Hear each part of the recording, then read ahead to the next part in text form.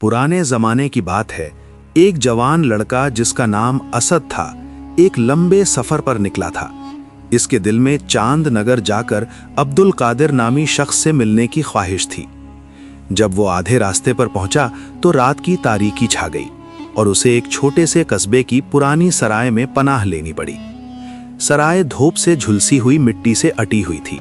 दीवारों पर पुराने पोस्टर लटक रहे थे और चारपाइयों से खटमलों की चाप सुनाई देती थी।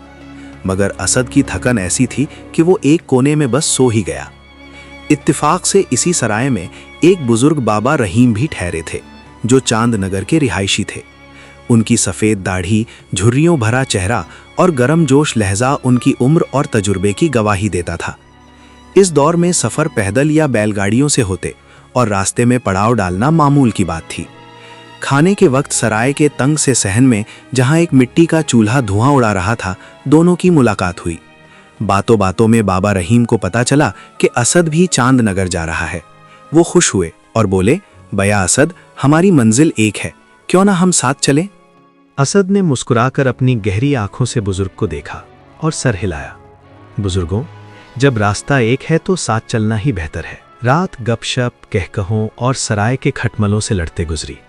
दोनों ने पुरानी कहानियां, गांव की बातें और सफ़र के किस्से शेयर किए। सुबह सवेरे दोनों ने सराय के दाल के शोरबे और सख्त रोटियों का नाश्ता किया, जो कुछ ठंडा मगर पेट भरने वाला था। फिर वो कस्बे के छोटे से बाजार गए, जहां दुकानें मिट्टी के घड़ों और रंग बिरंगे फलों से भरी थीं। उन्होंने रास्ते के लिए कुछ सेब, रोटियां और एक मटके में पानी लिया और सफ़र शुरू किया। रवानगी से पहले जब दोनों सराय के दरवाजे से बाहर निकल रहे थे, असद ने अचानक रुकते हुए कहा, बाबा रहीम, एक बात सुन ले। बुजुर्ग चौंक कर अपनी लाठी जमीन पर टिकाते हुए बोले, क्या बात है बेटा? असद ने अदब से मगर पुख्ता लहजे में कहा, अगर आप मेरा हमसफर बनना चाहते हैं तो मेरी एक शर्त है। बाबा रहीम ने हैरानी से अपनी भवें उठाईं और पूछा, कैसी शर्त? असद ने शरारती मुस्कान के साथ अपनी चादर ठीक करते हुए कहा, सफर में जो कुछ मैं करूं, आप ना सवाल करेंगे, ना हैरत जाहिर करेंगे और ना तजस्सुस दिखाएंगे। बाबा रहीम कुछ देर सोच में पड़ गए, अपनी दाढ़ी सहलाते रहे, फिर हंसकर बोले, ठीक है मियाँ, मगर कोई शरारत ना करना, ये बूढ़ा दिल कमजोर है। असद ने बात काटते हुए कहा, अगर शर्त मानी तो ही हम साथ चलेंगे, वरना हमारे रास्ते अलग हैं। बाबा रहीम ने सर हिलाया और राजी हो गए, दिल में सोचते हुए कि ये लड़का अजीब है मगर दिलचस्प भी। दोनों पैदल निकल पड़े, जंगलों, खेतों और पथरीले रास्तों से गुजरते हुए, जहां परिंदों की चहचहाहट और हवा की सरसराहट ही साथी थी। दोपहर हुई तो सूरज सर पर चढ़ाया, गर्मी और थकन ने घेर लिया। उन्होंने एक घने बन के बड़े पेड़ के नीचे पड़ाव डाला, जहां साया ठंडा और जमीन नरम थी। भूख से पेट में चूहे दौड़ रहे थे। दोनों ने अपना झोला खोला और खाना निकाला, रोटियां, कुछ चटनी और बाजार से लिए हुए सेब। बाबा रहीम ने रोटी पर घी लगाते हुए खुशदिली से कहा, चलो बेटा, बिस्मिल्लाह करो, खाना खाते हैं। मगर असद ने हाथ उठाकर रोका, जरा रुके बाबा। बाबा रहीम हैरान हुए, अपनी रोटी हाथ में लटकाए बोले, अरे अब क्या हुआ? असद ने अपने झोले से एक पुरानी धूप से झुलसी छतरी निकाली, उसे खोला, बाएं हाथ से पकड़ा और दाएं हाथ से रोटी तोड़ने लगा। बाबा रहीम के मुंह से रोटी का निवाला गिरते गिरते बचा। वो सोचने लगे, ये पागलपन है या कोई चाल? सायादार पेड़ के नीचे छतरी की क्या जरूरत? वो कुछ कहने लगे तो असद की शर्त याद आ गई, मगर दिल न माना और बोल पड़े, अरे मियाँ, हम ठंडे साए में बैठे हैं, ये छतरी क्या तमाशा है? असद ने गहरी निगाह से जैसे कोई राज छुपाते हुए उन्हें देखा और कहा, बाबा, आपने वादा किया था, कोई सवाल नहीं, अब हमारे रास्ते अलग हैं। बाबा रहीम घबराकर हाथ जोड़ते हुए बोले, अरे बेटा, माफ़ी मांगता हूँ, गलती हो गई, आइंदा कोई सवाल नहीं करूँगा, बस साथ चलो। असद ने कुछ देर उन्हें घूरा, फिर खामोशी से खाना खाने लगा। छतरी अब भी उसके बाएं हाथ में थी। बाबा रहीम ने भी चुपचाप खाना खाया, दिल में सोचते हुए कि ये लड़का अजीब है। खाना खत्म करके दोनों ने दुआ मांगी। असद ने छतरी बंद की, झोले में रखी और दोनों कुछ देर आराम के बाद फिर चल पड़े। शाम ढली तो जंगल में अंधेरा फैल गया। रास्ता धुंधला गया, जैसे कोई सियाह चादर बिछ गई हो। जंगल खतरनाक था, कहीं सांप की फुंकार, कहीं बिच्छू की चुभन, कहीं दरिंदे की गरज सुनाई देती थी। दोनों ने फैसला किया कि रात वहीं गुजार लें। बाबा रहीम थकन से निठाल एक पेड़ की मोटी जड़ से टेक लगाकर बैठ गए। बोले, बेटा, यहाँ आराम कर लें, सुबह फिर चलेंगे। मगर असद ने सर हिलाया, नहीं बाबा, ऐसे नहीं। बाबा हैरान अपनी लाठी जमीन पर मारते हुए बोले, तो फिर कैसे? असद ने कहा, हमें ऐसा पेड़ ढूंढना होगा जिसकी शाख हम दोनों का वजन उठाए और तना इतना चौड़ा हो कि हम लेट सकें, तभी रात आराम से गुजरेगी। बाबा रहीम सोच में पड़ गए। दिल में बुदबुदाए, ये बंदर हैं क्या जो पेड़ पर सोएंगे? मगर वादा याद आया और वो खामोश रहे। असद ने उन्हें एक पेड़ के नीचे बिठाया और मजबूत पेड़ की तलाश में निकल गया। काफी भटकने के बाद उसे एक तनोमंद पीपल का पेड़ मिला जिसकी शाखें चौड़ी और मजबूत थीं, जैसे कोई किला हो। वो वापस आया और बोला, चले बाबा, इस पर चढ़ना है।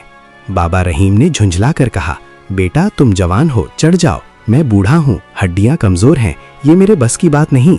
असद ने मुस्कुरा कर कहा, बाबा मैं मदद करूंगा, फिक्र ना करें। बाबा ने बेजारी से कहा, पेड़ पर चढ़ना जरूरी है, तुम चढ़ लो, मैं नीचे लेट जाता हूँ। असद ने याद दिलाया, आपने वादा किया था, न सवाल न बहस। बाबा समझ गए कि ये जिद कर रहा है, लिहाजा लाचार होकर मान गए। असद ने उन्हें सहारा देकर अपनी मजबूत बाहों से उठाकर पेड़ पर चढ़ाया और खुद भी चढ़ गया। दोनों मोटी शाख पर तने के सहारे बैठ गए। बाबा रहीम दिल ही दिल में झुंझला रहे थे कि ये क्या पागलपन है, मगर वादे की पाबंदी में खामोश रहे। रात गहरी हुई। बाबा थकन से खर्राटों के साथ सो गए, मगर असद चौंकता रहा। हल्की सी आहट पर उसकी आंख खुल जाती। कभी वो नीचे झांकता। एक बार तो उसे दूर से चीते जैसी आवाज आई, जैसे कोई दरिंदा घूम रहा हो। उसने अपनी चादर मजबूती से पकड़ी और चौकस रहा। इसी तरह आधी नींद और आधे जागते रात गुजरी। सुबह के उजाले ने जंगल को रोशनी से भर दिया। असद ने बाबा को धीरे से जगाया। दोनों नीचे उतरे। असद ने बाबा की मदद की। जमीन पर बैठकर बचा कुचा खाना, जो अब बस कुछ रोटियां और एक सेब था, खाया और सफर दोबारा शुरू किया। काफी देर चलने के बाद एक नदी आई जिसका पानी चमकता हुआ बह रहा था। असद ने कम गहराई वाली जगह ढूंढी जहां नदी तंग थी। वो बोला, बाबा यहां से पैदल पार करेंगे, पुल नहीं है। बाबा तैयार हो गए। अपने पुराने जूते उतारकर बगल में दबाए और असद के पीछे चल पड़े। मगर असद ने अपने नए चमकदार जूतों समेत नदी में कदम रख दिया। पानी उसके घुटनों तक आया। बाबा रहीम हैरान। सोचा ये कैसा बेवकूफ है, नए जूते पानी में डाल दिए। मगर वादे के मुताबिक खामोश रहे। दिल में अफसोस करते रहे कि असद की अक्ल पर पत्थर पड़ गए हैं। नदी पार हुई तो बाबा ने जल्दी से जूते पहने और असद की भीगे जूतों को तिरछी नजरों से देखा।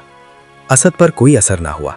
वो बस आगे बढ़ता रहा, जैसे जूतों की कोई अहमियत ना हो। दोनों अब चांदनगर के करीब पहुंच चुके थे। दोपहर हो चली। सूरज तीखा और भूख शिद्दत से सता रही थी। असद ने मुड़कर कहा, बाबा तेज चले, हमारी मंजिल करीब है। कुछ ही देर में चांदनगर के कच्चे घर और खेत दिखाई देने लगे। बाबा रहीम थके हुए थे, मगर मंजिल देखकर दिल में सुकून आया। उनके दिल में असद के बारे में कई सवाल उठे जो वो वादे की वजह से पूछ ना सके। बाबा ने गर्मजोशी से कहा, बेटा मेरे घर चलो, मेरी बेटी गुलनार बानो लाजवाब खाना बनाती है, आज तुम हमारे मेहमान हो। असद ने मुस्कुराकर अपनी चादर झाड़ते हुए कहा, बाबा माजरत, मुझे जल्दी अब्दुल कादिर से मिलना है। अगर रात गुजारनी पड़ी तो सराय वाला रहूंगा, रिश्तेदार के घर नहीं ठहरूंगा। बाबा रहीम, जो असद की अजीब हरकतों से पहले ही झुंझलाए हुए थे, तल्ख लहजे में बोले, ठीक है मियाँ, जैसे तुम्हारी मर्जी, अब हम अलग होते हैं। वो मुड़कर जाने लगे तो असद ने आवाज दी, बाबा एक बात सुनते जाएं। बाबा रुकते हुए लाठी जमीन पर टिकाते बोले, क्या है? असद ने संजीदगी से कहा, घर पहुंचकर दरवाजे पर दस्तक देना और हल्की सी खांसी करना ना भूलें, ताकि घर वालों को आपकी आमद का पता चले। बाबा मुस्कुराए, बोले, अच्छा बेटा, नसीहत याद रखूंगा। वो दिल ही दिल में हंसे कि अपने घर में दस्तक और खांसी की क्या जरूरत। वो जल्दी पीछा छुड़ाना चाहते थे। अलविदा कहा और अपने घर की तरफ चल दिए। असद अपने रास्ते निकल गया। जब बाबा रहीम अपने कच्चे घर के लकड़ी के दरवाजे पर पहुंचे और ताला खोलने लगे तो असद की बात याद आई। वो मन ही मन हंस पड़े, मगर ना जाने क्या सोचकर उन्होंने दरवाजे पर जोर से दस्तक दी और हल्की सी खांसी की। थोड़ी देर बाद दरवाजा खुला। सामने उनकी बेटी गुलनार बानो थी, जो हुस्न और अक्लमंदी का हसीन इम्तिजाज थी। उसका चेहरा चांद सा दमकता था और आंखों में समझदारी की चमक थी। बाबा बोले, बेटी दरवाजा खोलने में देर क्यों की? गुलनार ने सलाम किया और बोली, अब्बाजान, मैं नहा रही थी, पानी की आवाज में शायद ना सुन पाती, मगर आपकी दस्तक और खांसी से पता चला कि आप आए हैं। बाबा घर में दाखिल हुए। चारपाई पर बैठते हुए बोले, बेटी आज तो दिमाग खराब हो गया। गुलनार, जो सहन में चारपाई बिछा रही थी, परेशान होकर बोली, अब्बाजान खैरियत तो है? बाबा ने सारा किस्सा सुनाया। छतरी वाले वाकये से लेकर पेड़ पर चढ़ने, नदी पार करने और आखिरी नसीहत तक। गुलनार ने बड़े शौक से हर बात सुनी। असद की हर हरकत उसे समझदारी भरी लगी। किस्सा खत्म होने पर उसने धीरे से पूछा, अब्बाजान, वो जवान अब कहाँ है? बाबा बोले, अपने रिश्तेदार अब्दुल कादिर से मिलने गया है। कहता था अगर रात गुजारनी पड़ी तो सराय में रहूंगा, रिश्तेदार के घर नहीं ठहरूंगा। गुलनार ने सोचकर कहा, अब्बाजान, अगर कुछ कहूं तो बुरा ना मानेंगे? बाबा हंसकर बोले, अरे बेटी, तुम कहो और मैं बुरा मानूं? तुम तो मेरी अक्लमंद बेटी हो जो हर बात सोच समझ कर कहती है। गुलनार ने समझदारी से समझाया, अब्बाजान, वो जवान बेवकूफ नहीं, बहुत अक्लमंद था। बाबा चौंक कर बोले, वो कैसे बेटी? गुलनार ने समझाया, आपने बताया कि दोपहर को आप सायादार पेड़ के नीचे खाना खाने बैठे, उसने छतरी खोल ली, आपको ये बेवकूफ़ी लगी?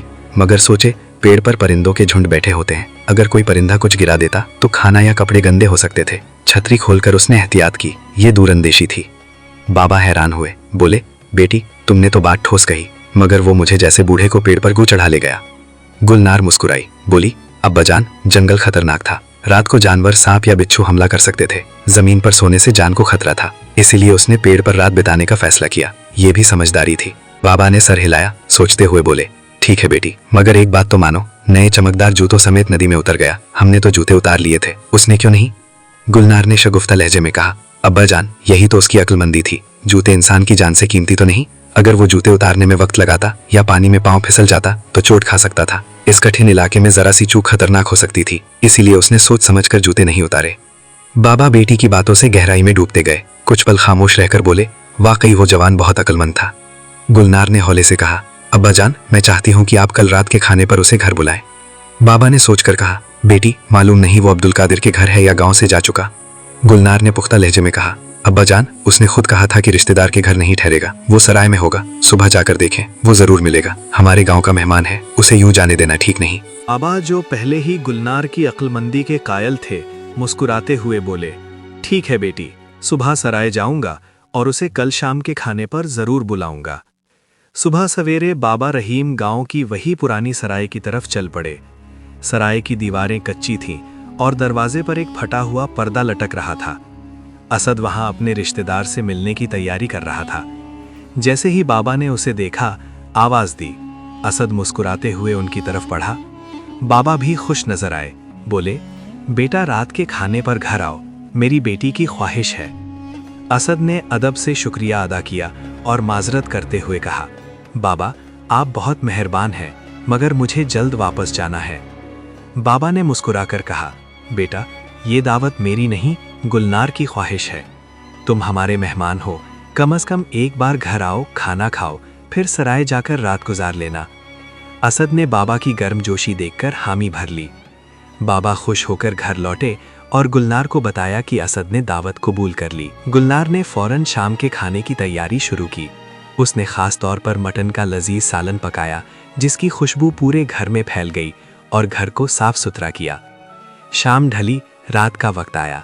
दरवाजे पर दस्तक हुई। बाबा खुद दरवाज़ा खोलने गए और असद का इस्तकबाल करते हुए आदर से अंदर लाए। उसे मेहमान खाने में बिठाया, जहां कच्ची दीवारों पर मिट्टी के दिए जल रहे थे। पर्दा डाल दिया गया, जैसा कि उस जमाने की रिवायत थी। बाबा के घर एक चंचल मुलाजिम रशीद था, जो हर वक्त शरारतों में मगन रहता था। गुलनार ने रशीद को खाना दिया, 4 रोटियां और बोटियों से भरा सालन, और धीमी आवाज में कहा, असद के सामने ये शेर जरूर पढ़ना। चांद की 14वीं रात, तारे आसमान पर घने घने, 4 बुर्ज मस्जिद के चारों कोनों में खड़े खड़े। रशीद ने सर हिलाया, शेर याद किया और खाना लेकर मेहमान खाने की तरफ बढ़ा। रास्ते में सालन की खुशबू ने उसे ललचाया। उसने छुपकर 4 में से 2 बोटियां और 1 रोटी खा ली, जैसे कुछ हुआ ही ना हो। असद के सामने खाना रखकर शेर पड़ा।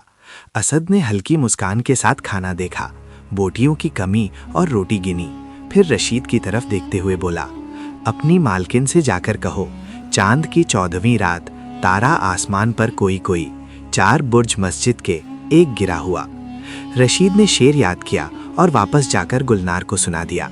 गुलनार, जो पहले से ही होशियार थी, फौरन समझ गई। उसने सख्त लहजे में रशीद से पूछा, सच बता, तूने बोटियां और रोटी खाई?